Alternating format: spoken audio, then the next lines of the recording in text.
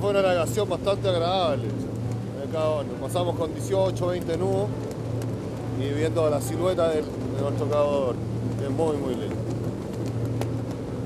Una linda navegación. Pero un lugar muy, muy místico. Gracias, Felipe. Muchas gracias.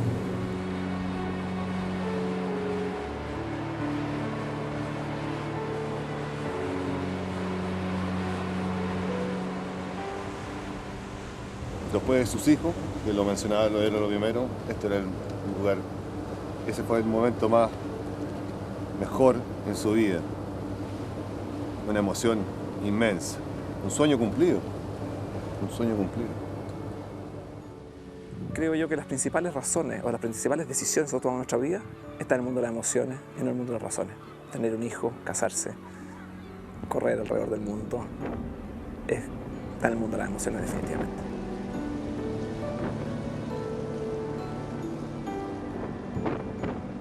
Espero que Felipe siga acá. Aquí debe andar. A él le gustaba, dijo que quería convertirse en navegato para poder ver a los navegantes pasar por el Cabo de Hornos. 3 días antes tuvimos un temporal de aproximadamente unos 70 nudos de viento, que fue, yo creo que lo más peligroso y tenebroso que hemos pasado. La verdad es que el velero cada vez se hacía más chico, ¿no? Se pasaba entre medio de una ola y la otra.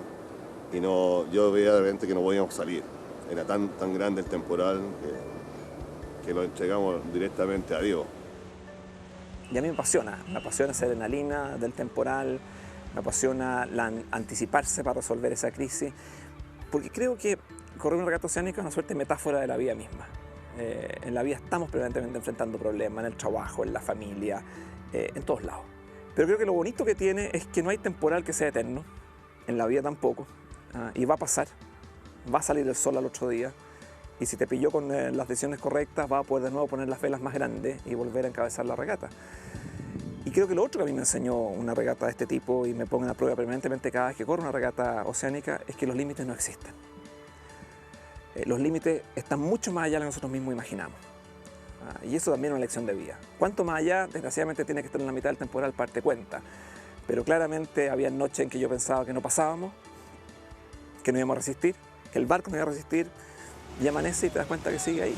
Y sigues dándole, sigues timoneando, sigues afinando las velas, sigues mirando tu competencia, tratando de ganarle y ganar la etapa. Felipe pasó de una tristeza que tenía interiormente, yo creo, a una alegría que retumbó, bueno, con poder comunicarse con toda la familia y poder decir que esto ya lo había cumplido. Y se lo dedicó obviamente a su padre. Cuando cruzamos Cabo de Hornos liderando la flota, primer barco chileno corriendo la regata la vuelta al mundo y entrando primero al Cabo de Hornos, acompañado por la familia, por los hermanos, por los hijos, por nuestra querida Armada de Chile. Es un momento absolutamente inolvidable, mágico, irrepetible. Nuestro competidor más cercano, 80 millas atrás de nosotros, después de haber vivido 2 días antes el temporal más duro de nuestras vidas. O sea, entrar primero a Chile, con nuestra querida bandera chilena flameando, fue un momento que quiebra a cualquiera, que quebró a todos los que estuvimos en ese momento en el mar de Drake, viendo cómo nuestra querida Colorina cruzaba Cabo de Hornos. Pero cuando vimos esto que asomaba, yo creo que la cosa se nos apretó todo el corazón y fue una cosa... Y yo creo que para él fue una cosa increíble, porque los gritos de esa patrullera, teníamos helicóptero que iba a la María Amalia, nosotros en la patrullera, Luis Hernán, mi hijo, me acompañó, fue una cosa muy mágica. Se me vino a la mente también mucho mi papá siempre tuvo el sueño de dar la vuelta al mundo en yate y nunca lo pudo hacer. Por lo tanto, esto era claramente cumplir un sueño de mi papá. Y tercero, también algún grado de locura, es decir, aparte del orgullo, ¿cómo puede haber alguien tan loco capaz de embarcarse en un yate de tamaño y estar navegando por el Cabo de Hornos? Fue emocionante, me acuerdo que llorábamos todos, los camarógrafos, todos, y a mí me dijeron, en todo minuto, no te saqué el cinturón, no te salgáis de tu espacio, jamás sacar piernas, brazos, nada fuera del helicóptero. Y fue cosa de que el camarógrafo abriera la puerta del helicóptero para poder grabar bien que yo me saqué el cinturón, me colgué, no sé qué, el pelo me volaba, y yo tenía una bufanda verde, le hacía señas a mi papá y mi papá me mandaba besos para arriba. Pero si lo tomas como un viaje emocional, como un viaje no solamente alrededor del mundo, sino que un viaje al interior de ti mismo, no te va a deprimir, porque lo único que ha pasado es que has aprendido algo más. Te has conocido más, has descubierto más de ti, has descubierto más del mundo, y por lo tanto es parte de un proceso simplemente de crecimiento personal. Hemos aprendido a ser más desprendidos, a vivir con menos, con un poco de agua, un poco de comida y un poco de viento, y no mucho más. Quizás esa es la gran lección de la vuelta al mundo. Y yo tuve la suerte de poder hacerlo arriba en bote, alrededor del mundo, entre las ballenas, las nubes y las estrellas. Felipe era un tipo muy romántico y emotivo. A pesar de que parecía frío y distante, digamos, era un tipo... se conmovía fácil. Y yo creo que cuando estáis en la vuelta, navegando en el medio de la nada, en un desafío interesante, entre la mezcla de adrenalina y soledad, te inspiráis. Y Felipe empezó a escribir un diario. Siempre escribió bien. Y al paso y medida que tú vas escribiendo y que vas teniendo feedback y que la gente le gusta, yo creo que te va entusiasmando. Y todos los días, muchos amanecíamos mirando cómo va la regata y cuál es el último mail de Felipe. Yo mandaba muchos mails, recibía mails de mis hijos, de muchos amigos, y se dio una paradoja bien especial en la regata de la Vuelta al Mundo. Yo nunca he estado más lejos físicamente del mundo y a la vez nunca tan cerca. Cubillo, hijo de un canciller, y Joselito, hijo de un carpintero de Algarrobo, así que aquí se juntaba la meritocracia con la aristocracia. Era muy interesante eso. Y cómo estaban en el mismo plano los dos, cómo luchaban por este gran sueño, por este gran desafío. Y por tanto, para mí, si yo les puedo transmitir a mis hijos, a través de una regata oceánica, de lo que a ellos les tocó vivir, que no hay que rendirse nunca frente a las mayores adversidades y que hay que poner el hombro y seguir adelante, todo esto claramente habrá valido la pena. Que mi papá enfocó toda su vida a que algún día iba a cumplir este sueño de dar la vuelta al mundo. Yo me acuerdo haberle dicho a mis amigas cuando estaba en el colegio, chica, mi papá va a dar la vuelta al mundo navegando, y todas me decían, ya otra vez la Mary con esa historia. Hay un famoso navegante nuestro acá que dice que es imposible que lo haga un chileno, porque los franceses son tan duros que tú los tirás y rebotan en el suelo. Y cuando le dijo eso a Felipe, dije, chuta, estamos listos, dije yo. Porque bastaba que eso le dijeran a Felipe para que el Felipe lo hiciera. Porque mucha gente le dijo que estaba loco, ¿no? Y entre más gente le decía que estaba loco, más le gustaba el proyecto. Y mucha de esa gente después reconoció que en realidad nunca pensó que Felipe iba a lograr dar la vuelta al mundo.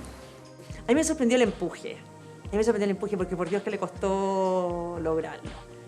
A todo el mundo le pareció una locura, le costó conseguir su financiamiento, le costó implementarlo y perseveró. Primero para poder partir.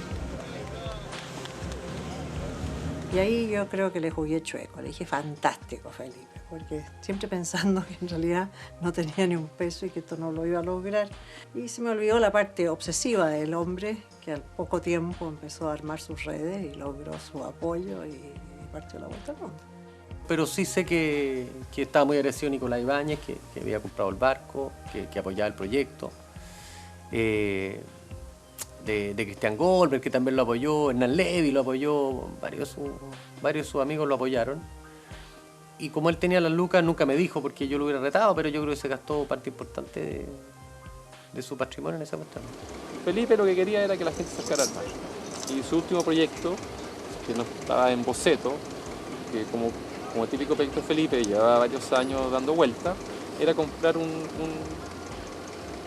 barco, no decir la Esmeralda, pero de un tamaño importante, de manera de poder sacar niños de escasos recursos y hacer una especie de curso, porque la vela, el mar, te da una visión de vida muy particular.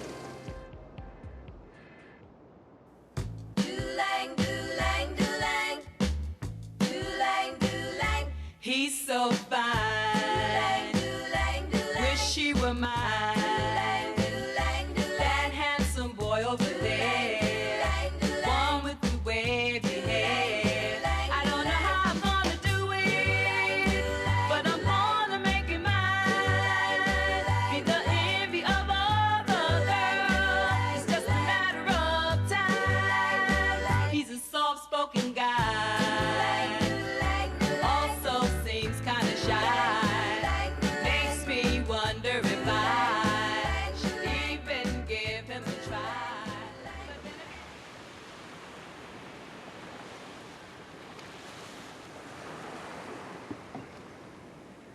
Sí, estamos acá en la playa de Algarrobo y yo creo que para mí uno de los primeros recuerdos importantes que tengo de Felipe es febrero del 72, en esta misma playa, cuando Felipe se titula campeón nacional de Sabot. Sabot era una clase de yate, era un campeonato donde había más de 50 competidores y Felipe se tituló campeón nacional.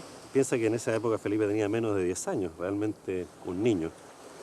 Y cuando yo trato de extrapolar al Felipe de esos 10 años con el Felipe de los 50, 40 años después, yo creo que hay muchas cosas que Felipe lo marcaron de esa época de Algarrobo. Para mí salir a navegar a los 7 años era el máximo sueño, era la libertad completa. Que un niño de los 7 años puede elegir para dónde va y puede volver tarde en la tarde después de haber estado todo el día navegando solo y libre, era una sensación maravillosa. Y eso fue quizás lo que me fue acompañando todo el tiempo a medida que fui creciendo. Si eso tú lo mezclas con amigos, con equipos, con regatas, con competencia, se hace una actividad francamente fascinante. Pero cuando navegábamos con mi papá o botes más grandes, Felipe no tenía facilidad, o por lo menos se mareaba con facilidad, que para alguien que le gusta el mar, pero yo creo que eso también es una cosa bien fuerte para ir fortaleciendo precisamente el carácter de Felipe, que a pesar de esos obstáculos que yo me mareaba una o dos veces, encuentro lo más desagradable que hay, pero él se mareaba muchísimo y después como que venció el mareo y por lo tanto venció también muchas cosas que le tocaron después en su vida. Mi familia es de tradición marina, bisabuelo almirante, abuelo almirante, papá marino, y nosotros todos pasamos por la escuela naval. Así que ha sido toda una vida al lado del mar. Así que era bastante sensato que nos dedicáramos más a la navegación que al rodeo.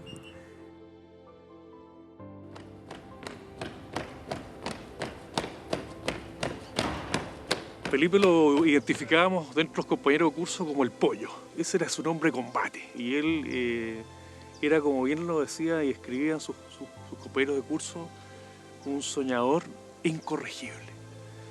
Un gran atleta, gran deportista, yatista particularmente. Muy buen lector aquí en la escuela. Dentro del curso también se distinguió por ser en algunas ocasiones distinguido como el solapa. ¿Qué es lo que es un cadete solapa? Es un cadete que le hace el quite de repente a algunas cosas que son esas como reprimendas de la vida militar en una escuela como esta. Felipe fue un personaje siempre distinto, en el sentido de que, aun cuando era una persona muy obediente, siempre se las buscó para tener una vida paralela dentro de la escuela naval, muchas veces con la excusa de la competitividad de los yates, porque fue seleccionado a la escuela naval en yates.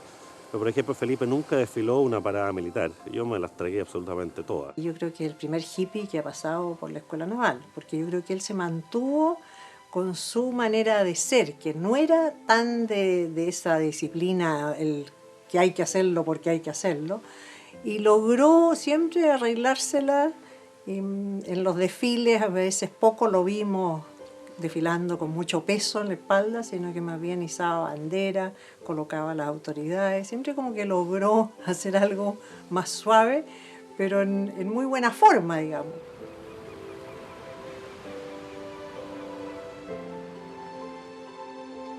Bueno, esta es la casa de los Cubillos, acá donde era el centro de operaciones del Caleuche, el mítico Caleuche. Y mítico porque mucha gente navegó en el Caleuche. Y al final, Felipe, el papá, le propuso las últimas veces que hiciera una tripulación muy competitiva para ganar la regata a las 1000 millas. Fin de semana así de fiesta, de carrete, cero. Nunca. Nunca. Se cuidaba. No tomaba, no fumaba, navegaba. Que leía mucho y hasta el final yo me acuerdo de los libros que se leía y de todo tipo de lectura y era mezclado de todos los intereses, de yates, de historia, de una cantidad de cosas y realmente era buen lector. Pintaba de todas maneras, fue cambiando después o volviendo al formato inicial, no sé, porque antes la naval tenía moto, en la época que nadie tenía moto, era un chico wild, pero después lo formatea la naval, pasa un corto periodo, yo creo que es un semestre en el Instituto Nacional y después llega a la Chile y uno parte tratando de primero ubicarse en el terreno que está pisando en una universidad, una experiencia nueva. La vida que él hizo en la Escuela de Derecho era muy lo que le calzaba con él. Cuando no le gusta lo que ve en Derecho, en política, y arma con un grupo de amigos un movimiento propio, También es muy Felipe eso. O sea, te fijas que llega a la universidad, no le gustan los movimientos políticos y estudiantiles que andan, junta a sus amigos, arman una cosa propia, dan peleas en eso. Lo veo en mi casa armando campañas, pero artesanales, con los carteles y todo para sus elecciones universitarias. Felipe es un gallo súper capaz, a evaluar su inteligencia y su capacidad de ¿cómo se llama?, de liderar. Y que estudió Derecho. Y sus amigos y sus compañeros de curso hoy día son grandes abogados. Y abogados con muchos recursos financieros. Y Felipe dijo, no, yo quiero emprender.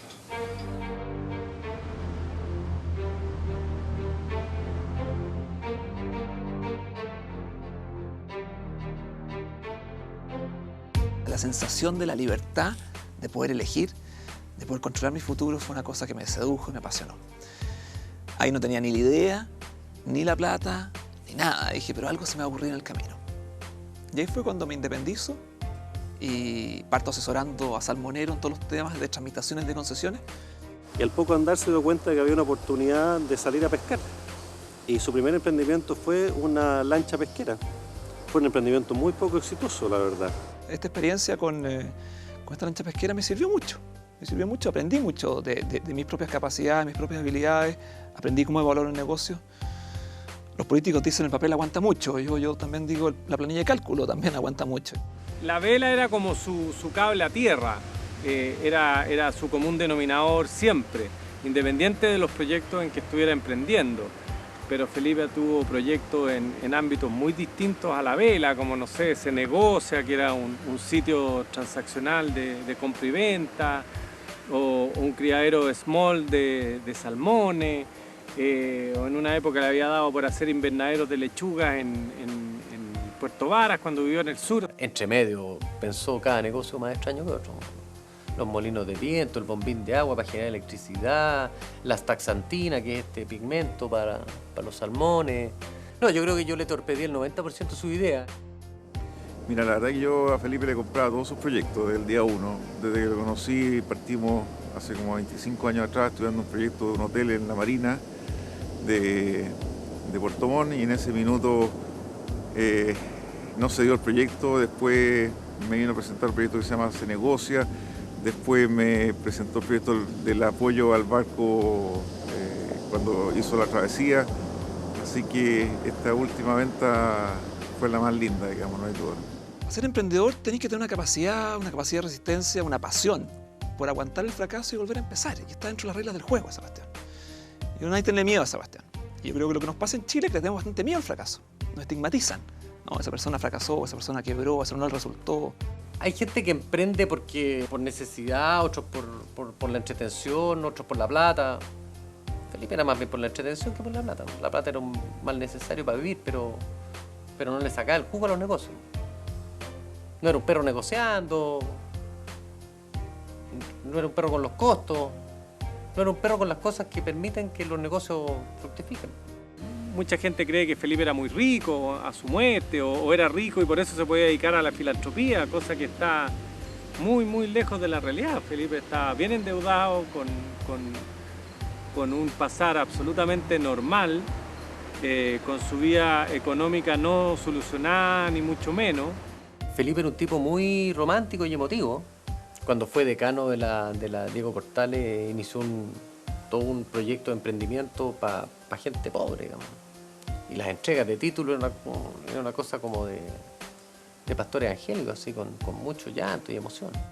Llega a la universidad con las ganas de hacer algo. Él había leído a Yunus, a quien admiraba, le interesaba contribuir concretamente a la superación de la pobreza. Empezamos el trabajo que culmina posteriormente en la creación de Fundación Imagina Pequeños Negocios, Grandes Emprendedores, que es la fundación que da luz también a Desafío Levantemos Chile. A mí me tocó conocer a Felipe cuando era estudiante de Ingeniería Comercial en la Universidad Diego Portales, y le planteamos la necesidad de que hubiera más ramos sociales en la universidad. Y él, cuando escucha eso, empieza a sonreír aún más y nos dice, con el típico tono de Felipe, esto es música celestial para mi oído. Para Felipe fue un ejemplo grande la vida de mi papá. Mi papá fue un médico realmente dedicado a los pobres. Entonces yo creo que Felipe también vivió mucho esa entrega y creo que lo marcó mucho. Yo creo que Felipe, curiosamente, es como físicamente muy parecido por el lado de mi papá.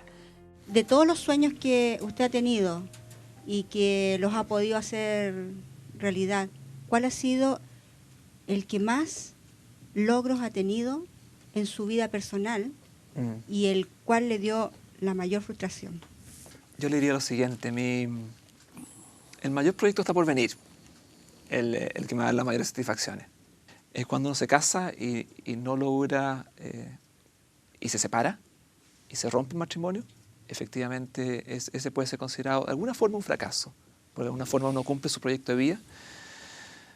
Tradicionalmente se considera un fracaso. Y para mí también es una oportunidad.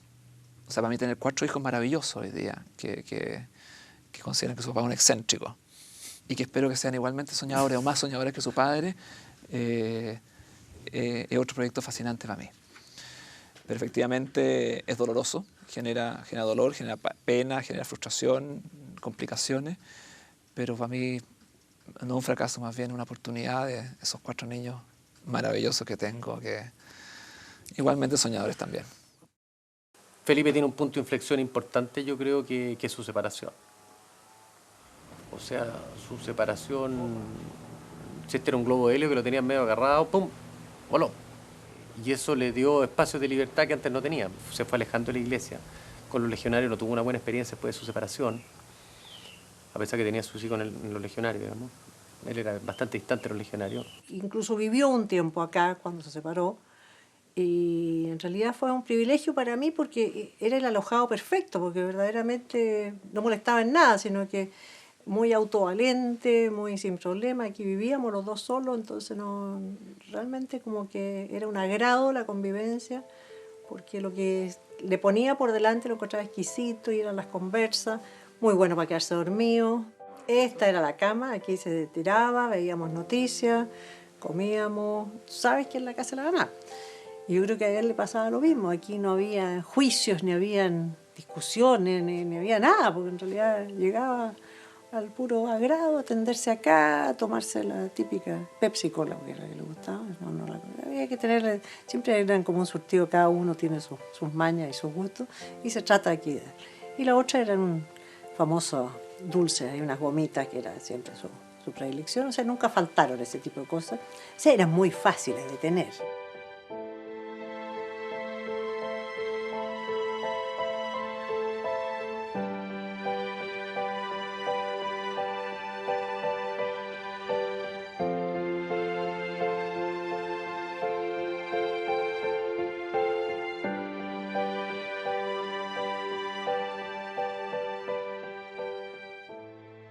No, mi papá usaba este espacio donde está ahora la Emma, que se lo tomó.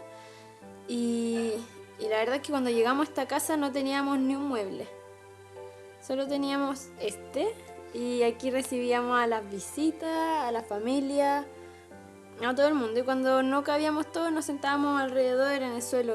No había alfombra, no había nada.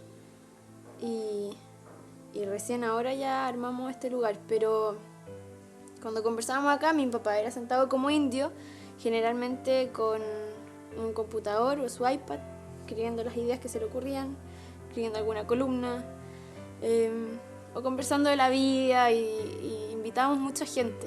Estos son los zapatos con los que dio la vuelta al mundo, que ya están destruidos, están con hoyo y todo, pero él no se los quiso sacar nunca más, y lo obligamos después a que tenía que comprarse zapatos de nuevo, porque él iba a la inauguración, a las comidas, a las premiaciones, todo con los zapatos con hoyo. La gente le preguntaba si había dado la vuelta al mundo caminando, en verdad. Claro. Cuando nos íbamos de viaje, típico hay que rellenar una hojita en el aeropuerto que te dicen profesión, navegante. El mar yo creo que era como su gran polola al final. Pero libre. Sí, era la única polola que lo dejaba ser libre. Todas las noches, no sé por qué, siempre nos juntábamos en la pieza de mi hermano. Y él nos contaba de esta especie de otro yo. Yo sé que era como su yo interno de mi papá. Y era este Chumango Cubillos, que era una especie de James Bond con Indiana Jones, con Tintín, todo en uno. Y recorría el mundo en globo aerostático con su perro Juan. y solucionaban todo tipo de casos, de problemas. Eran unos aventureros libres. Así crecimos con esa especie de ejemplos. Ese viaje que tuvimos a la Patagonia Argentina, pinchamos las 4 ruedas del jeep y no Llegamos podíamos en- estar más felices. Llegamos en grúa al departamento de mi abuela, llegamos de Temuco a Santiago en grúa a las 5 de la mañana, mi abuela abre la puerta, nosotros 4, mi papá el auto empana, no, es que tú estás loco, irresponsable, con 4 niños, pinchando ruedas, y nosotros matamos la risa, así que Lo habíamos cachábamos. pasado increíble, eran caminos desolados, solo pasaban estos pelotas de paja por el camino, habían La caballos Sofi se me la muertos, boca. habían Sí. truenos por todos lados, y llegamos finalmente a ver cómo nacían las ballenas en Puerto Madryn, que fue increíble. Si yo le decía, mira, pasé a ver a tus hijos y que bien están, ya, y cuéntame, ¿y cómo los encontraste? Ya veía que cada uno, y horas eran las preguntas, así que les mostraste bien. O sea, lo que quería era que, y realmente era de verdad que los había encontrado muy bien. Pero le gustaba el detalle, saber cómo yo los había encontrado, y están fantásticos, y están muy bien los niños. Siempre era para él un tema y nunca tuvo un cansancio para ir a buscar uno a las 2 de la mañana o ir a dejar a otro, o ir a comprarles algo. Era siempre una preocupación extrema por sus hijos. Fue muy buen padre. Como que nos hacía una relación padre-hija como mucho más llevadera, mucho más, algo no como tan, como de mirar a tu papá como alguien que le tengo que hacer caso sí o sí, o sea, como que si necesitaba hacer algo, como que lo podría conversar con él, ¿cachai? Como podíamos tener una relación más también como amigos, ¿cachai? Independiente que Felipe tenía una forma bastante particular de relacionarse con sus niños, porque no era un tema de cantidad de horas que pasaba con ellos, sino que un término de la calidad de la cantidad de horas que pasaba con ellos, porque en general pasaba poco con sus niños, pero cuando pasaba concho. Pero yo siento que los niños hacia Felipe tuvieron un amor precioso. O sea, creo que eran niños que lo quisieron con total libertad, con total generosidad. No es fácil para niños en esa edad que su papá partiera todos estos meses a navegar. Cómo vibraron con la regata de Felipe, cómo estaban encima de lo que le estaba pasando, cómo lo ayudaron a que cumpliera este sueño, cómo le pusieron pura buena onda a lo que él estaba haciendo.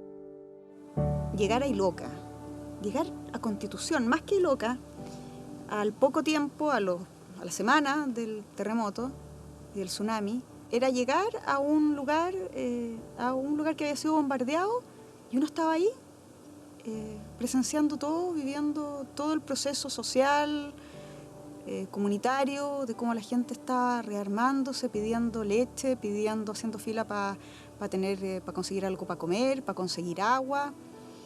Y con el ejército parado al lado de uno, en la calle, resguardando, y uno caminaba y iba a ver la escuela, y se juntaba con las autoridades. No éramos nadie, te estoy hablando de una semana, o sea, ya como el 10 de marzo. No, nadie conocía a Felipe, nadie conocía nada, pero igual ahí metido era una cosa muy especial, muy especial. Felipe el domingo llega a esta localidad, ve la instrucción y empieza a usar su red de contacto para tratar de apoyar. Y la verdad que no fue muy pensado, o sea, aquí lo primero era, estábamos en guerra, limpiemos, entonces llamamos a un par de amigos, contratamos camiones, limpiamos el área que estaba muy destruido. Y Felipe estaba como chancho en el barro, o sea, estaba impresionado, impactado, o sea, Felipe, yo lo vi llorar varias veces, te podría decir, varias veces, emocionarse y llorar.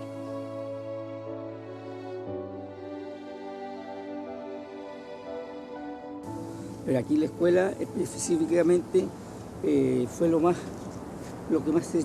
más se sintió, porque significaba que llegábamos a marzo sin poder empezar las clases, y la incertidumbre para los profesores, para los papás, para los niños, era grande. Aquí yo creo que partió la reconstrucción de Chile. La prioridad era lograr que la comunidad volviera a la normalidad. Entonces, ¿cómo volvía? Volvía apoyando a los pescadores, volvía entregando a la escuela, de tal forma que la escuela pudiera permitir que la mamá dejara a sus niños y pudiera trabajar. Y yo creo que ese modelo de gestión que se hizo junto a Felipe fue el que marcó la reconstrucción de todo Chile. Es parte de la historia de Chile al ser la primera escuela que se levanta después de un terremoto, y en tan poco tiempo, como él dijo, 22 días, que todos pensamos que era una locura. Cuando esta escuela llega ese día sábado a las 10 de la mañana y entran 21 camiones ahí locas con bandera chilena, estuve en la escuela entrando con Felipe, llorábamos abrazados. Nadie creía que podíamos hacerlo en 2 semanas. Pero más lindo fue el día que se inauguró esta escuela.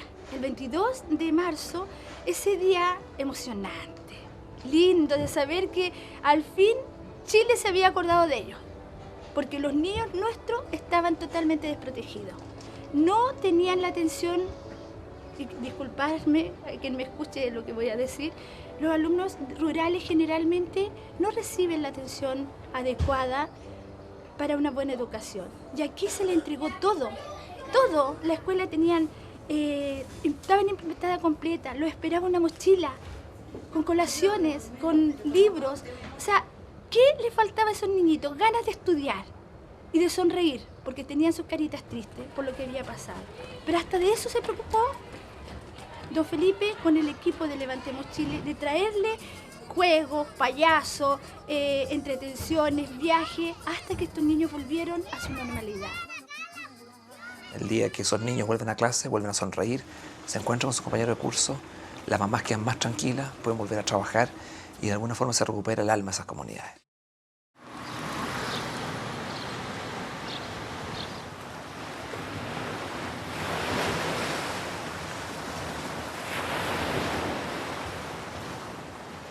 Lo primero que me dijo, me saludó, me dijo, yo soy Felipe Cubillo, me dijo, vengo a trabajar con ustedes y a levantar la caleta, ya que la vez que yo bajé hacia acá, en el helicóptero me impresionó y el daño que había, así que yo quiero poner todo lo que yo sé, mi garra, mi fuerza, el empeño de superación, quiero ponerla a disposición de ustedes y aquí estoy.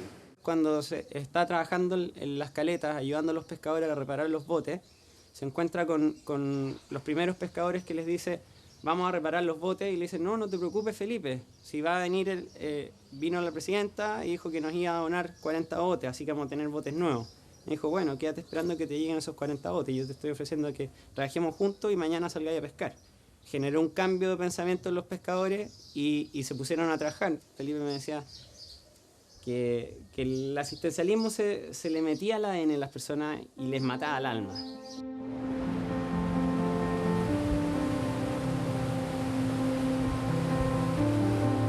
Tengo el grupo de donantes que va a donar la escuela para Juan Fernando. Entonces, lo que necesito es que tú me mandes por mail a la brevedad necesito fotos de dónde la instalaríamos. Esto es modular, así que no es necesariamente el lugar definitivo. Y yo lo miraba y le dije, usted no descansa nunca, sino que siempre está con su teléfono trabajando, y imagínese lo que está haciendo ahora, conversando con la isla Juan Fernández para hacer ese colegio. Y era una persona que no estaba nunca tranquila, sino que siempre trabajando y velando por los demás. Vi un día una fotografía como don Felipe estaba con un pescador reparando las fibras de un bote. Él, un señor empresario, qué admirable verlo ahí arremangado, sin miedos, porque era un señor soñador. Es el mensaje que Felipe que nos dejó bien impregnado a nosotros, como ayudar, pero desde la alegría, no desde la culpa ni desde la privación. No se trata de eso, no se trata tampoco de no poder disfrutar la vida. ¿Sí? Lo hacemos, pero lo hacemos desde la alegría. De los héroes se quedan recuerdos, y recuerdos bonitos. Para nosotros es un héroe. Yo les dije muchas veces, Dios los mandó algo muy malo, un terremoto y después un tsunami, pero también mandó un ángel para que nos levantara de ahí.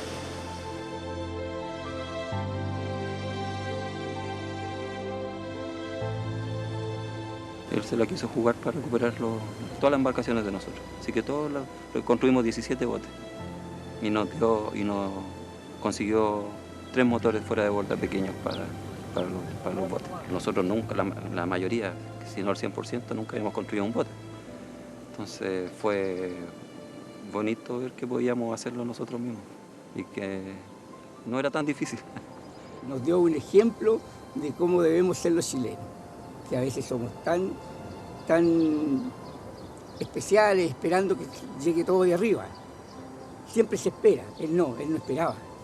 Estaba el problema y había que buscar una solución y se encontraba la solución. ¿Tú sabes lo que hicieron los pescadores de Peyúgue, de Duao, cuando salieron a pescar la primera vez, una que tuvieron sus botes y su motor reparado? Se lo donaron a la gente, el resultado de la pesca.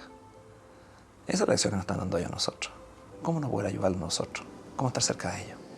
Yo cada vez que vengo y loca pienso, Felipe. Aquí partió. Pero está con nosotros. Es parte de la vida.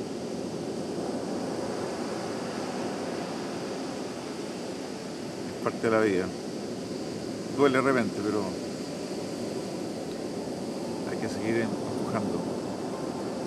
Por eso hay gente que tiene honor y está siguiendo apoyando esta fundación.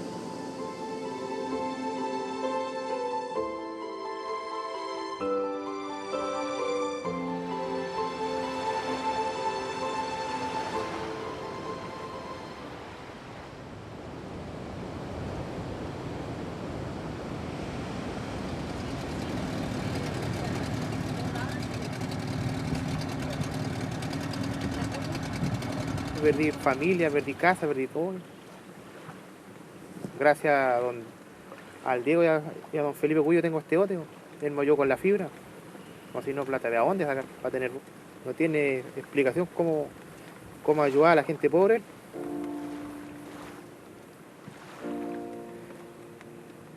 Muy buena persona.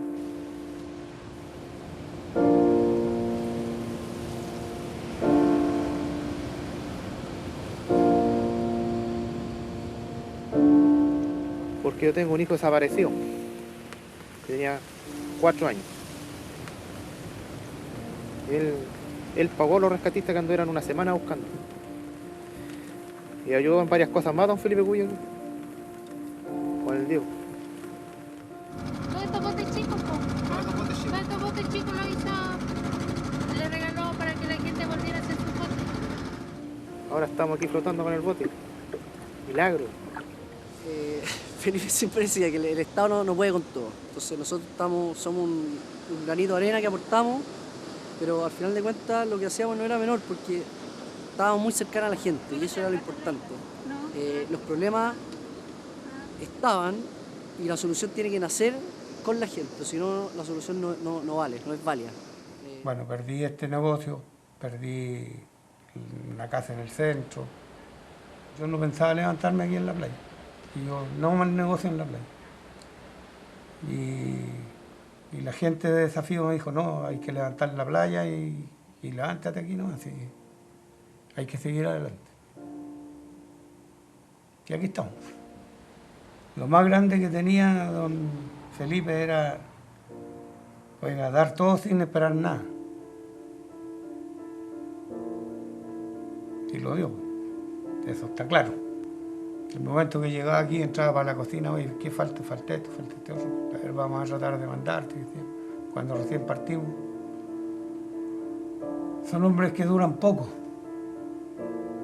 La gente buena dura poco.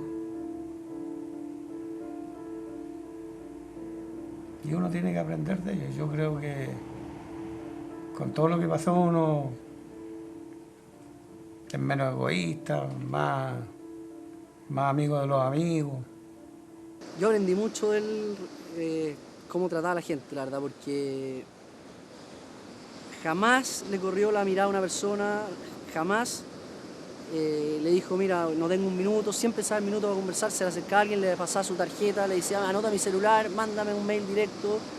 Y doy fe que se levantaba a las 5:30 de la mañana todos los días y de haber contestado una lista de más de 400 mails o más a lo mejor. Le contestaba uno a uno, personalizado.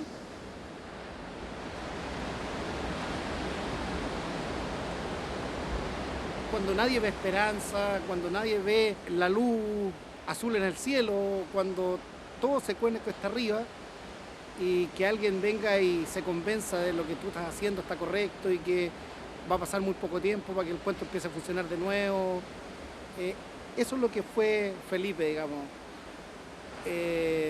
Vino a ser el combustible que cuando me faltaba estaba ahí.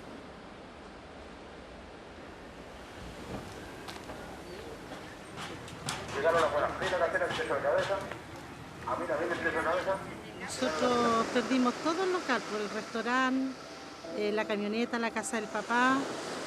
Perdimos todo, quedamos sin nada. Entonces nosotros con mis colegas empezamos a buscar ayuda por intermedio de la municipalidad, en Concepción, Bienes Nacionales. Golpeamos todas las puertas, había por haber. Y nunca nos dieron ayuda. Entonces ya habíamos perdido la fe. Felipe llegó con Mariela. En ese día porque llegaron tarde, en la noche, como a las 9. Y nosotros estuvimos toda la tarde esperándolo ahí en el restaurante. Y cuando llegó y nos trajo una propuesta de un restaurante, nosotros no sabíamos si es que era verdad, si es que era mentira, si es que lo estaban estafando, si es que estaban jugando con nuestros sentimientos. Tuvimos que derrumbar un montón de barreras, sobre todo burocráticas, ¿cierto? Trabas políticas un poco, y de formularios y de completar papeles, porque nos saltábamos todo eso. Éramos bastante irreverentes, como decía Felipe, y preferíamos pedir perdón y seguíamos adelante nomás con nuestra reconstrucción.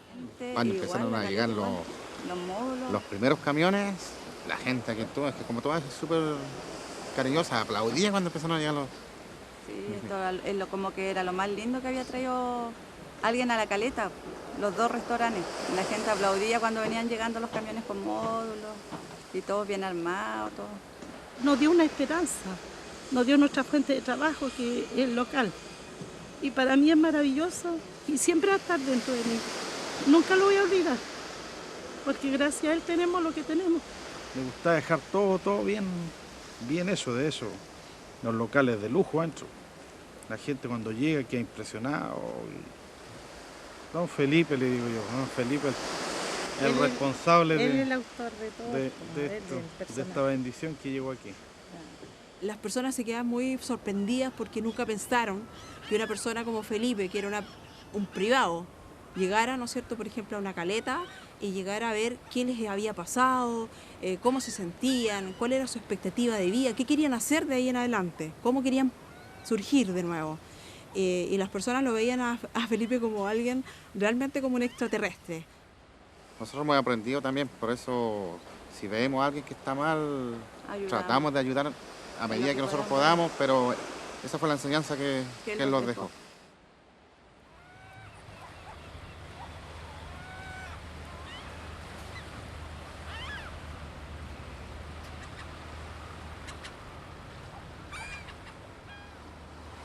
De repente pienso que hasta debería dar gracias porque Dios me permitió vivir eso.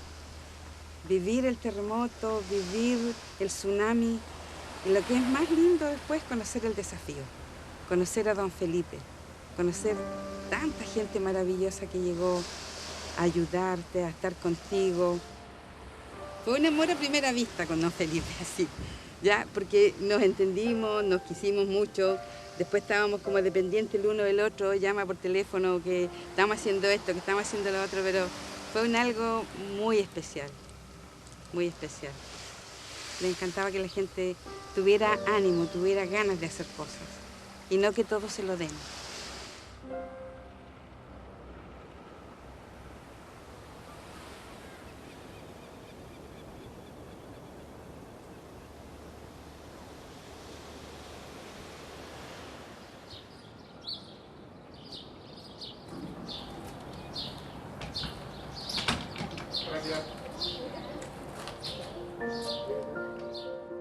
Se partió el edificio en dos.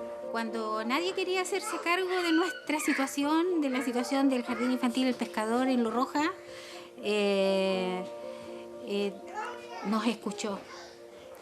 Entonces, una sorpresa de encontrar personas que estuvieran pensando en los demás. Pienso que este mundo sería mucho mejor si hubieran un par de Felipes más.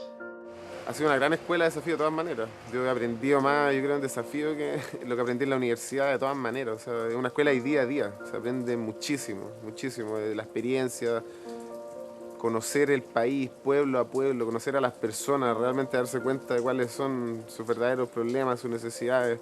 Yo creo que hay dos problemas en esta sociedad. Uno, el problema de la educación de los niños chicos, y otro problema de los que no tuvieron esa oportunidad y hay que aprovechar para que puedan emprender. Entonces son los dos focos que Felipe siempre impulsó y es lo que estamos siguiendo en el desafío. Bueno, Felipe tenía ciertas cosas que eran bien características y una de las cosas que era característica de Felipe era este auto. Recorrimos mucho en este auto, todas las zonas destruidas, la costa, ir a la costa, le encantaba sacarle el techo. Entonces era como su entretención andar en el auto descapotable. Era como, y con su jockey, entonces era como algo característico de él, su auto, él con su jockey descapotable, en el verano sin el techo, era Felipe. Siempre era entretenido estar con Felipe, además que genera, cuando hay mucha gente empujando por lo mismo, se van generando cosas que son mágicas, que es como todo el universo se alinea para que las cosas vayan sucediendo. Con Felipe pasaba eso. Puso un producto en un momento que el país lo necesitaba, que era diferente, era dar solución a los problemas. La primera definición fue: devolvamos a la gente lo que perdieron ese día. No hagamos nada más. Eso fue el principio. Devolvámosle lo antes posible los motores, las redes, los botes. Y estaba enfocado en eso. Y esto te empiezas a ver que hay miles de otras áreas. Y cuando llegaba una persona con una idea para ayudar en otra área, era muy fácil. Hoy, qué buena tu idea, hazte cargo. Yo tuve un sueño cuando ya llevaba como un mes trabajando en desafío, donde yo estaba en el mar. Nadando, pero ya en una tormenta. Y de repente llegaba en un helicóptero, Felipe me tiraba una escalera. Y eso fue a lo que desperté así, guau, en verdad él fue casi un salvador para mí, yo creo, en términos de que yo me sentía en ese minuto que tenía un océano de oportunidades y él me dijo por aquí. Entonces Felipe tenía esa dualidad que era muy buena, que tenía la red de contacto y estaba mucho en terreno. Entonces llegaba, hoy día a la tarde se iba a Santiago y mañana en la mañana tenía una reunión, entonces estaba empapado del problema, tenía una empatía impresionante con la persona que estaba sufriendo y era capaz de transmitir eso a los empresarios y lo hizo muy bien, porque la verdad que yo lo acompañé a varias reuniones y jamás salimos con las manos vacías, nunca. Él tenía esa capacidad de poder formar equipos y de delegar mucho, porque al final él era el articulador, pero él no era el que estaba desarrollando todos los programas. Si es que él hubiera estado en todo al final, si él no hubiera estado ya se hubiera acabado todo, pero como él sabía empoderar a la gente y darle alas, por eso que yo creo que la cosa siguió. Felipe fue muy visionario porque se armó un equipo de gente importante y encontró las personas que coincidieran en para adelante, para adelante, para adelante, para adelante.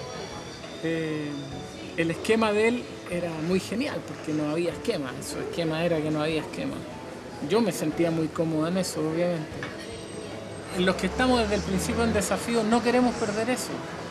No queremos perder esa chispa de la velocidad, de la cosa, de que, chao, la estructura en el fondo aporta, sirve, pero la gran gracia de todo esto era, dale. Trabajar en Desafío yo creo que es menos normal, porque no es una fundación normal. Es mucho más dinámica, es mucho más atractiva, es más de terrenos, hay más contacto con la gente y principalmente uno puede poner al servicio de los demás lo que uno sabe. Y conversando con ministros, con los intendentes, te das cuenta que escucha tu opinión. El perfil de la persona que trabajara en Desafío tenía que ser la combinación correcta entre un pensador y un hacedor. Debíamos ser capaces de interpretar la realidad, pero interpretar la realidad desde terreno. Él decía mucho, nosotros no somos iluminados de escritorio.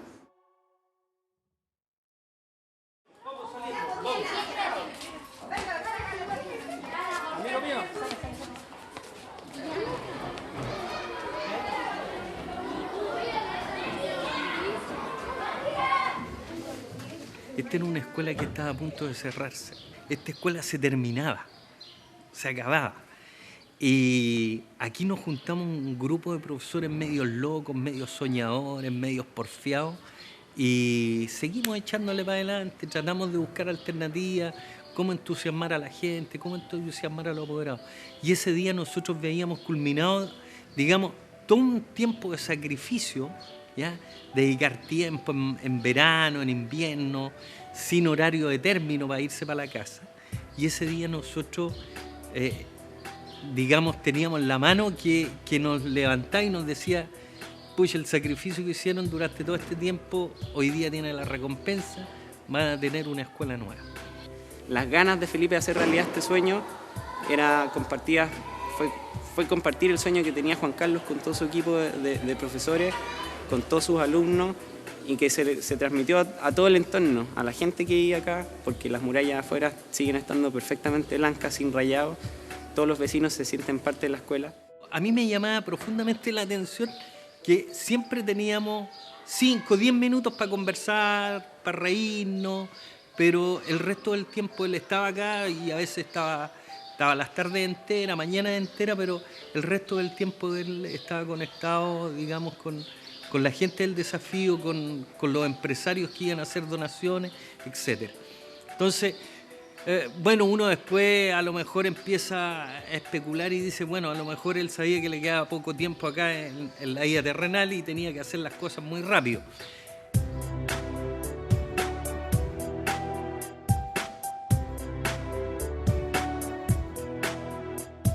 Cuando llegamos a la aldea de emergencia de acá de Rancagua, San Antonio, bueno, aquí el programa era recorto, o sea, tenía ahí una casa viviendo 200 familias, 18 metros cuadrados, compartían el baño 2 o 3 familias, no había estabilizado, por tanto había mucho barro, uno pisaba y te hundía, y digamos, era un lugar muy de mala forma.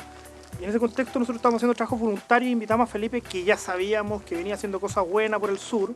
Él en cambio vino, dijo, aquí estoy, nos metimos por el barro, no le importó, andaba con su perra o perro, no me acuerdo qué es lo que era, pero un perro bien divertido. Nosotros, esperando escuchar un poco de la reconstrucción, hicimos sintonía inmediato con el mundo de nuestra idea, como grupo, y termino hablando con la dirigenta. 20 minutos después, la dirigenta le presenta el lugar donde supuestamente se hacían las reuniones de la comunidad, que eran simplemente 2 medias aguas, y termina dándonos una tarea a nosotros, a este grupo de, entre comillas, jóvenes que venían a ayudar, con una carpeta bajo el brazo que decía, bueno, nos hacemos cargo de un centro comunitario, que le pusimos Casa Club para un poco hacer más amigable el nombre. Se demoró 2 o 3 días en llegar aquí con esta Casa Club, se armó, los niños son felices, toda la vida lo vamos a recordar como una persona noble. Cuando va al encuentro de las personas que están sufriendo, de los más pobres, a veces cree ser un iluminado y en la mitad de la conversación uno apuesta por una respuesta que lo más probable esté equivocada para esa misma persona que uno quiso ayudar. Y lo que me dijo Felipe era que había que siempre escuchar a las personas hasta el final.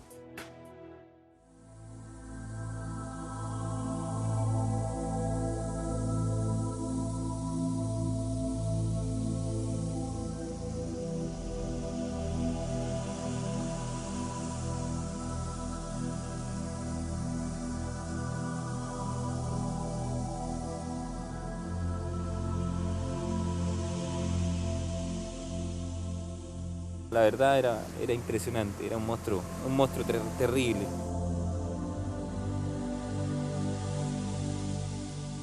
Y al amanecer, de alguna manera, encontrarte con la visión de que lo que tú conoces como pueblo no existe. Muy rápido, a los días siguientes, aparece un señor muy especial que cala muy en lo hondo personalmente de mi corazón y me dice: yo no sé en qué pantalón estás tú en este minuto. No quiero ni imaginármelo porque debe ser terrible. Pero si te puedo decir algo, que espero que lo tomes súper bien y lo analices muy bien. ¿Has visto las películas de la Segunda Guerra Mundial o de la Primera Guerra Mundial? ¿Te diste cuenta cómo quedaron esos países? Europa. Y yo, muy rapiditamente siempre, y miraba a mi alrededor y era una película, era un bombardeo así de la Segunda Guerra Mundial, destrozo, locura, gente gritando, humo, impresionante. Me dice: negro, esos países, si tú los ves hoy día, son potencias, son grandes economías. ¿Y sabes por qué? Porque en las adversidades han sabido encontrar la oportunidad. Así que te puedo dejar ese consejo: no creas en el viejo pascuero y no esperes que todo te llegue del cielo. Y se fue. Yo estoy aquí, yo creo en ti, tú eres mi estrella, mi fuerza.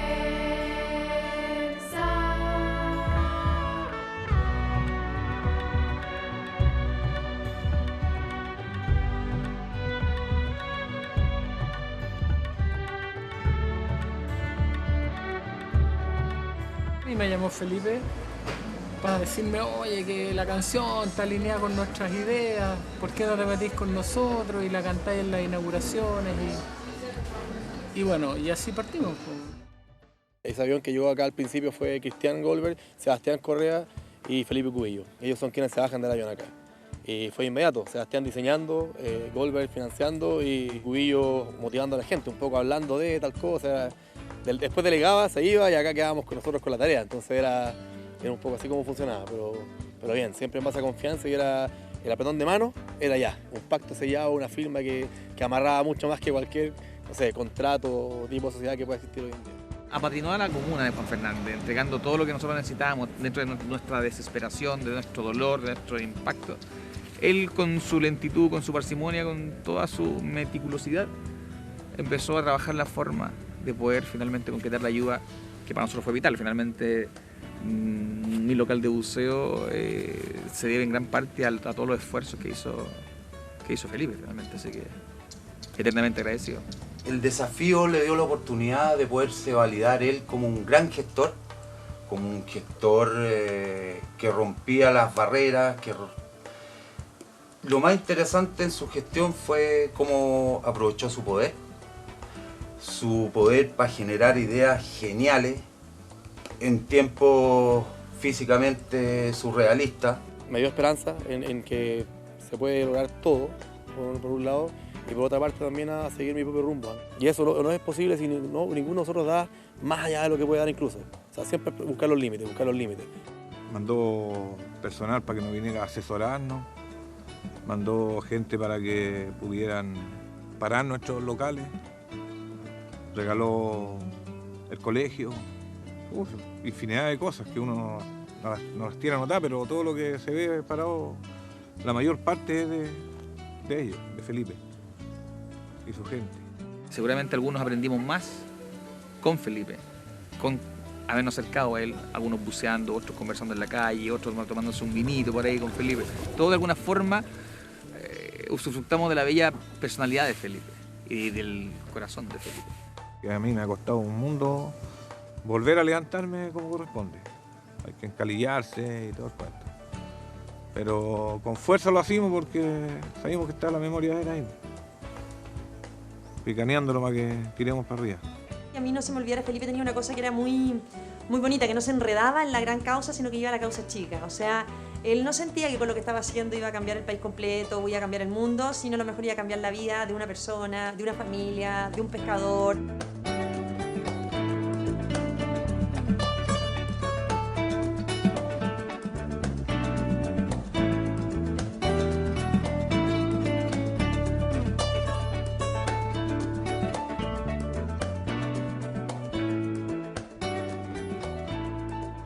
Felipe Cubillos se proyectaba como un gran líder para este país. Cuando hoy día estamos escasos de líderes con ese carisma, con ese potencial. Felipe, y me atrevo a decirlo, yo responsablemente, sin equivocarme, creo que era el líder que muchos jóvenes de hoy no encuentran en ningún lado. O sea, lo atractivo del mensaje es que te exige. Yo creo que Felipe ha sido un tremendo presidente de la República. Ahora es un tema que lo conversamos varias veces.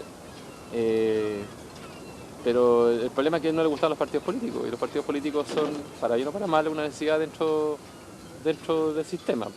Tú ves que todos los candidatos a la presidencia de la República tienen seguidores y detractores. ¿Qué porcentaje de rechazo tiene?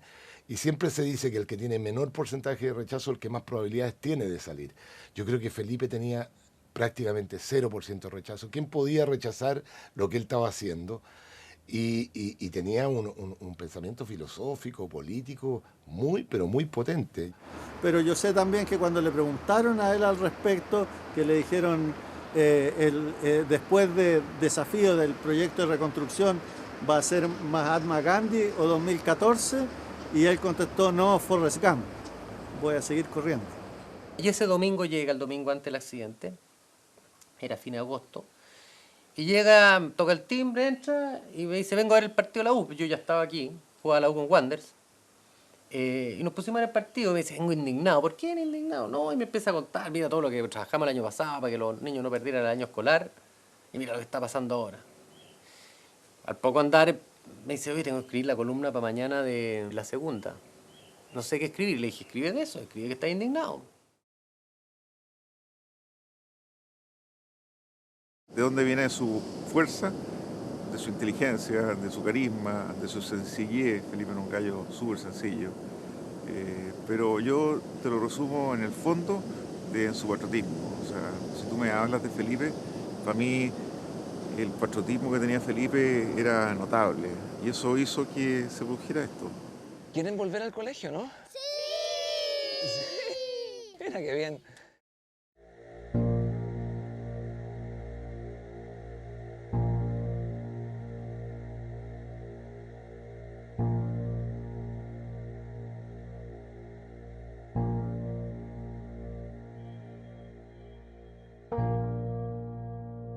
No hay comunicación con este avión de la FACH, que reiteramos ha sido reportado como desaparecido, un avión en el cual se ha informado iban 3 tripulantes y 18 pasajeros.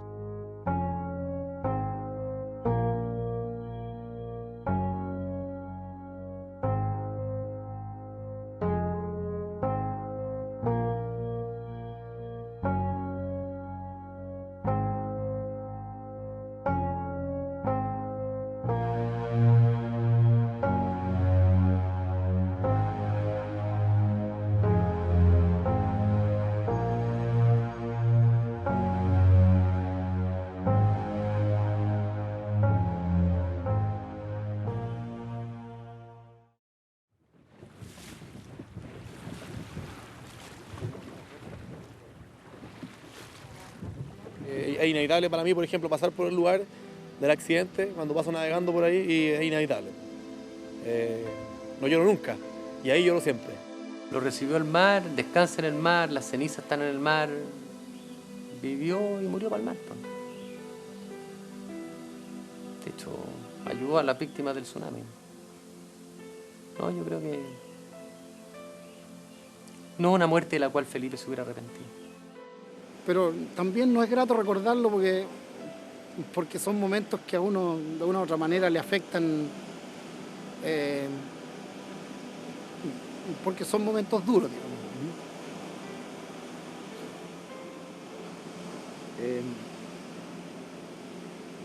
Bueno, conversamos con él del tema de la inauguración del restaurante y él nos decía que tenía que ir a Juan Fernández y que después tenía que ir a la regata Ecuador y que volviendo inaugurábamos, pero que no podíamos inaugurar sin él.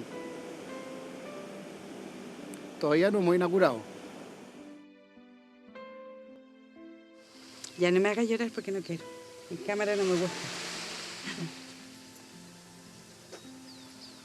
Quiero recordarlo con alegría, como él era, alegre, con ganas de seguir haciendo cosas, de seguir trabajando por un futuro mejor.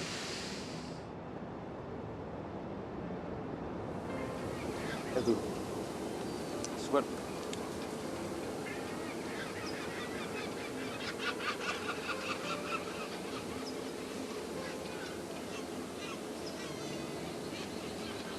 Ya ha pasado su tiempo, pero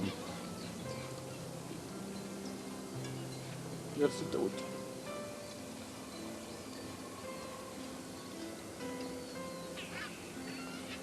Estoy chucho.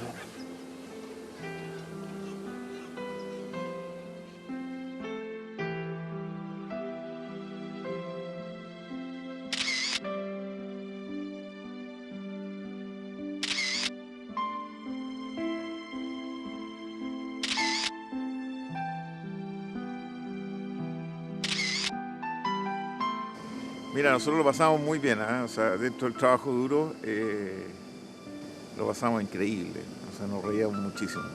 Hay mil aventuras entre medio que son muy jocosas, pero el recuerdo está siempre vigente, ¿eh? Yo creo que cuando a uno se le da un amigo y se le da una persona querida, el que esté día a día vigente en su vida es el mejor legado.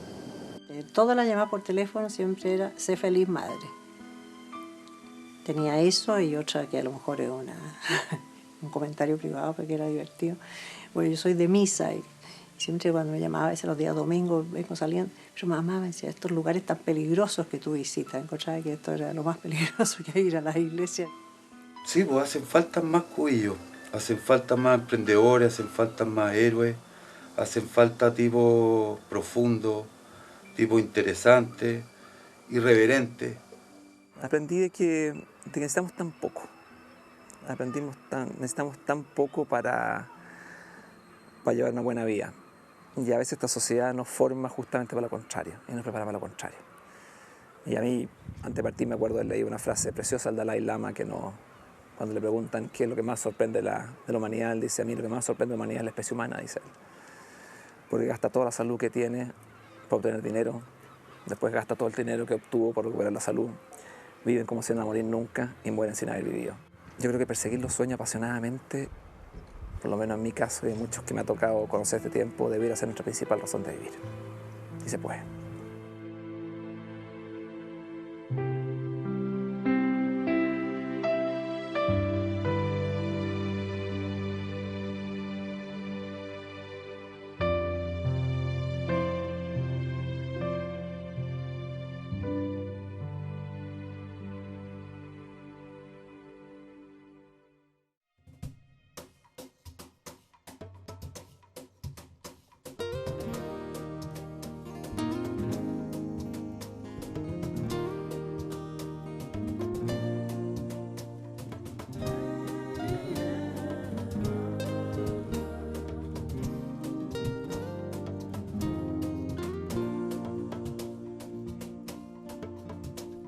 boca en boca podemos viajar, tan lejano en el mundo y hablar entre todos nosotros que queremos cambiar esta forma de vida que nos tiene tan mal.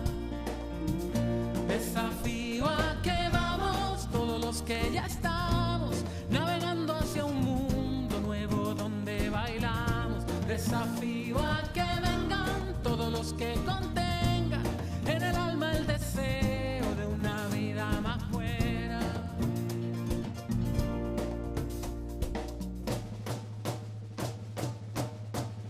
De mano en mano podemos mover los cimientos de un tiempo en vejez y enseñarle a la historia, al poder y al dinero que ante todo y primero somos hijos del sol.